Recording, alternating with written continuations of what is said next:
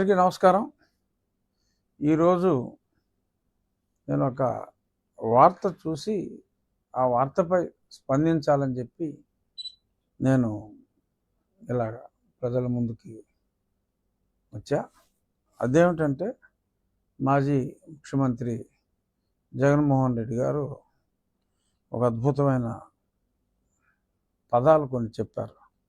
అదేంటంటే మనిషిని జైల్లో పెట్టడం అంటే పరువు తీయటమే, దెబ్బ కొట్టినోడికి నొప్పి తెలిసేలా చేసేందుకే యాప్. వైకాపా న్యాయ విభాగం ప్రతినిధుల సభలో జగన్. సో ఇక్కడ మరి ప్రతిష్ట తీసేందుకే, నా పరువు తీసేందుకే మరప్పుడు జగన్మోహన్ రెడ్డి గారు నా మీద రాజద్రోహం కేసు పెట్టి నన్ను హఠాత్తుగా ఇప్పుడు ఏ నోటీసులు ఇవ్వకుండా ఎలా తీసుకొస్తారని చాలా చాలా చాలా విపరీతంగా బాధపడుతున్నారు. రోజు ఆయన విచార వదనం చూడలేక పాపం చాలా ఆయన అభిమానులు, ఆయన అభిమానించిన వారు కూడా అది చూసినప్పుడు చాలా మరి అదొక రకమైన భావానికి లోనవుతున్నారు. చాలా అతిగా మరి ఆయన బాధపడుతున్నారు. మరి నన్ను ఏ రాజద్రోహం చేశానని చెప్పి అప్పుడు అరెస్ట్ చేసి, సరే ఇప్పుడైతే ఎవరైనా తప్పులు చేసిన వాళ్ళని సరే నోటీసులు అన్నీ ఇచ్చి వాళ్ళు సుప్రీంకోర్టుకి వెళ్ళేదాకా అవకాశాలు కూడా ఇచ్చి ఆ పెదపే మరి అరెస్ట్ చేసి కూడా సకల రాజభోగాలు మరి వాళ్ళు తెచ్చుకుంటున్నారు, మరి జరుగుతున్నాయి. మరి నాకు ఏ నోటీసు ఇవ్వకుండా రాజద్రోహం కేసు పెట్టి చంపేయమన్న చెప్పి చితక్కొట్టి కాలు వాచిపోయేలాగా మరి చావగొట్టి మరి అక్కడితో అక్క మళ్ళీ కొత్త కేసులతో అరెస్ట్ చేయాలని చెప్పి నా మిలిటరీ హాస్పిటల్ చుట్టూ అప్పటి నీ పోలీస్ మోకల్ని కాపలా పెట్టి మరి అన్నీ చేసి ఇప్పుడు ఏమిటి ఈ నిర్వేదం? ఇలా చేస్తున్నారు, చాలా తప్పు చేస్తున్నావు చంద్రబాబు. ఏమిటిది? నీవు నేర్పిన విద్యయే నీరజాక్ష. అలాగని ఈ ప్రభుత్వం అలా చేయట్లా, మీ అడుగుజాడల్లో ఏమాత్రం నడవట్లా. దానికి ఇప్పుడు యాప్, ఇలాంటి యాప్లు గీపులు పెట్టకుండా అప్పుడు మీరు చేసిన అన్యాయాలకి నేను పెట్టిన యాపే నా రచ్చబండ. ఆ యాప్ ద్వారా నేను ప్రజల మనోభావాలన్నీ, ఎవరెవరు ఇబ్బంది పడుతున్నారు, ఏమేమి తప్పులు ఈ ప్రభుత్వం చేస్తుంది అనేదాన్నే నేను ఏకరువు పెట్టా. మరి ఏకరువు పెట్టిన తర్వాత మరి నన్నే తీసుకెళ్ళి ప్రతిపక్ష ప్రభుత్వాన్ని ప్రశ్నించినందుకే ఈ కేసులు పెడుతున్నారని చెప్పి అన్నారు. అప్పుడు నేను కూడా అదే చేశా. అప్పుడు ప్రభుత్వాన్ని ప్రశ్నించా, కేవలం ప్రెస్ మీట్ పెట్టి ప్రశ్నించా, ఇది సరి చేసుకోండి, ఇది సరి చేసుకోండి అని. మరి ప్రశ్నించినందుకు మీరు అంత చేశారు. ఈ వార్త చదివి నేను స్పందించడం నా బాధ్యతగా భావించి నేను మాట్లాడుతున్నా. ఎందుకంటే నేను రాజకీయాలు మాట్లాడటం మానేశాను. నా పదవిలో, ఈ రాజ్యాంగబద్ధ పదవిలో రాజకీయం నేను మాట్లాడకూడదు కాబట్టి నేను సంయమనంతోనే ఉన్నా. కానీ దెయ్యాలు వేదాలు వల్లించినట్టుగా, అంటే జగన్మోహన్ రెడ్డి గారు మీలో నిజంగా మార్పు వచ్చి ఇలా జరిగితే చెప్పండి. అప్పట్లో నేను రఘురామకృష్ణరాజుని మరి అరెస్ట్ చేసి మరి ఇలాగా కొట్టించడం, సరే అది మీరు ఒప్పుకోలేరు కనుక అలాగా మరి అలా చేయటం, అప్పుడు పోలీసు వారు అలా చేయటం చాలా తప్పు అని మీరు ఒక మాట చెప్తే బాగుంటుందేమో ఆలోచించండి జగన్మోహన్ రెడ్డి గారు. అది మాట్లాడకుండా ఏదో రొటీన్ డైలాగులు వల్ల వేస్తూ దెయ్యాలు వేదాలు వల్లించినట్టు అలా చేస్తున్నారు, ఇలా చేస్తున్నారు, అన్యాయం చేస్తున్నారు. నిజంగా మీరు నాకు చేసినట్టే ఈ ప్రభుత్వం చేస్తే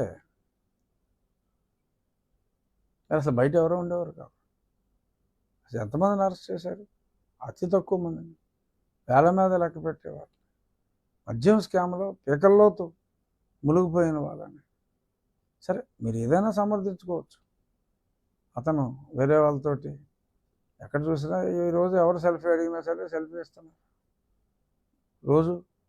మరి నాతోనే దగ్గర దగ్గర 200 నుంచి 300 మంది ఫోటోలు దిగుతున్నారు నేను నియోజకవర్గంలో తిరిగేటప్పుడు. అందులో ఎవరైనా బ్యాడ్ పీపుల్ ఉంటే ఉండొచ్చు.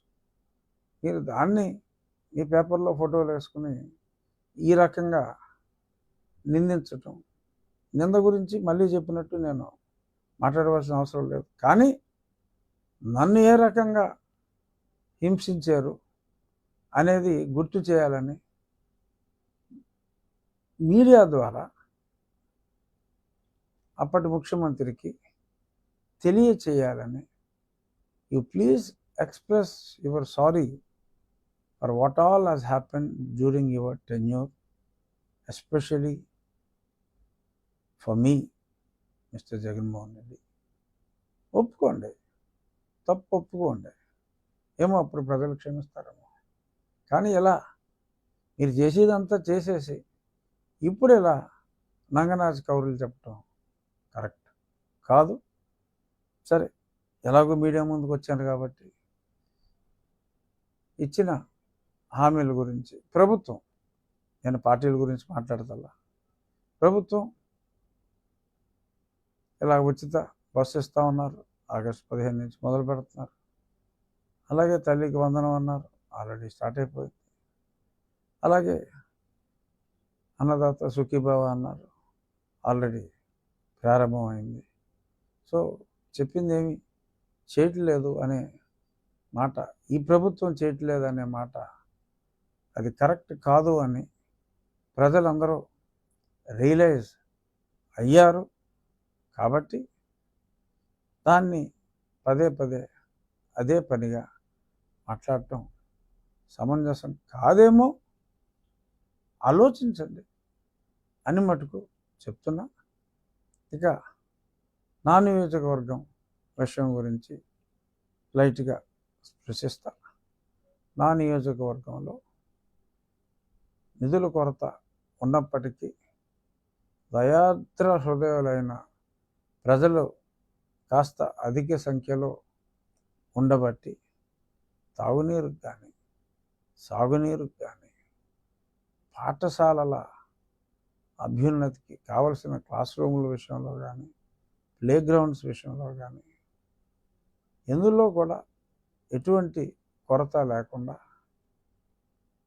పబ్లిక్ పార్టిసిపేషన్తో ఈవెన్ రాష్ట్రంలోనే ప్రప్రథమంగా నా నియోజకవర్గం మొత్తం ఒక ఓన్ ఆప్టిక్ ఫైబర్ నెట్వర్క్ వేసి మరి 500 పైగా కెమెరాస్తో ప్రతి నూక్ అండ్ కార్నర్ కవర్ చేస్తూ లైవ్ చూసే విధానం, ఒక సర్కిల్ ఆఫీసులో ప్రతి కెమెరా కూడా లైవ్ చూసే విధంగా, అలాగే జియో ఫెన్సింగ్ కూడా సాఫ్ట్వేర్లో ఇంక్లూడ్ చేసి ఎవరైనా ఒక నోన్ క్రిమినల్ ఉంటే మా ఉండి నియోజకవర్గంలోకి వస్తే మరి అతను ఎవ్రీ సింగిల్ మూమెంట్ కూడా ఎక్కడెక్కడ మూవ్ అయ్యాడు, ఆడ మా ఏరియాలోకి ఎంటర్ అయ్యాడంటే క్రిమినల్ మాకు అలర్ట్ వచ్చేసే విధంగా అధునాతన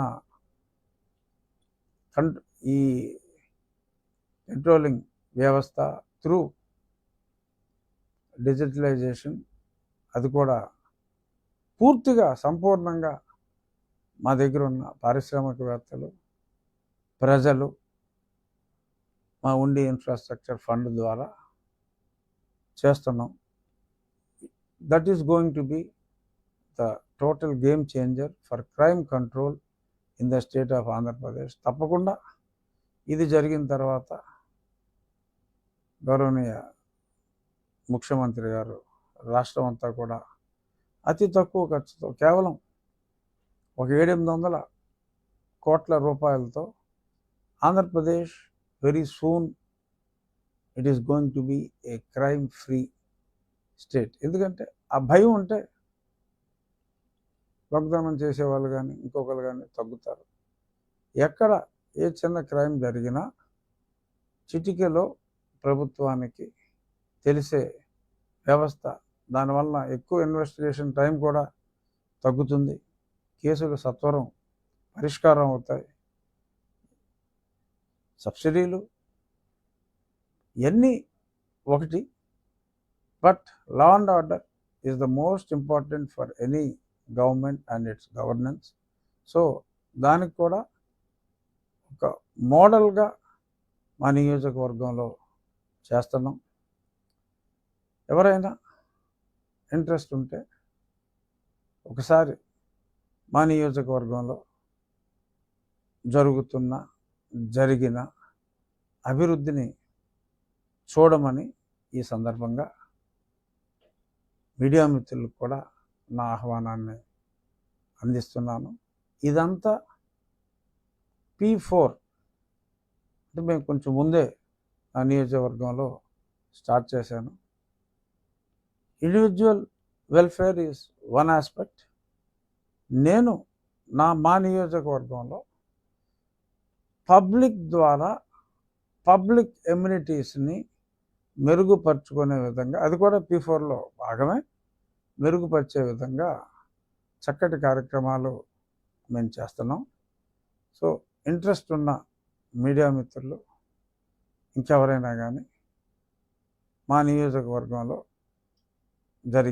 జరుగుతున్న అభివృద్ధిని చూడమని ఈ సందర్భంగా మీడియా ద్వారా అందరికీ తెలియజేస్తూ, ముగించే ముందు మరొక్కసారి జగన్మోహన్ రెడ్డి గారు ఆత్మ పరిశీలన చేసుకోండి.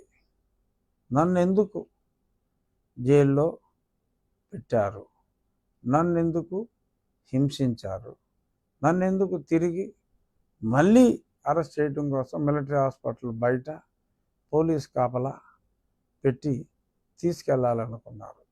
ఇవాళ మీ పేపర్ స్టేట్మెంట్ చూస్తే ఆ ఇన్సిడెంట్ అంతా నా కళ్ళకు కట్టినట్టు కనపడి ఇది మాట్లాడవలసి వచ్చిందని చెప్పి తెలియచేస్తూ జై హింద్.